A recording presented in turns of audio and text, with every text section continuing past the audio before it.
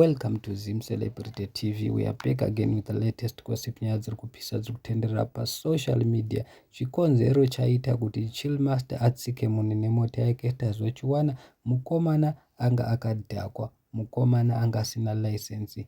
Mumota make makawanikwa mine mabhotoro edoro, mamwe asina doro ratopera, mamwe aine doro. Paakabatwa pachona atsika munhu amuraya. The guy failed to produce license, zvichireva kuti haatorina license yacho.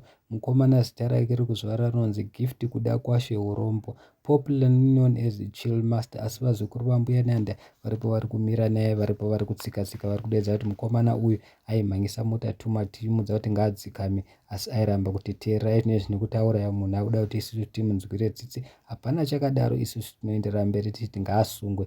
Asi aripo mumwe munhu auya akati iye hanti vakungopiwa mota nezidhara rezidumbu riya vasina malicense, vachireva seweekend. Inongozviziva mega seweekend is busy flashing money dzematax edu emuZimbabwe. Mumwe munhu akati listen to be learned, if you become a celeb employ someone.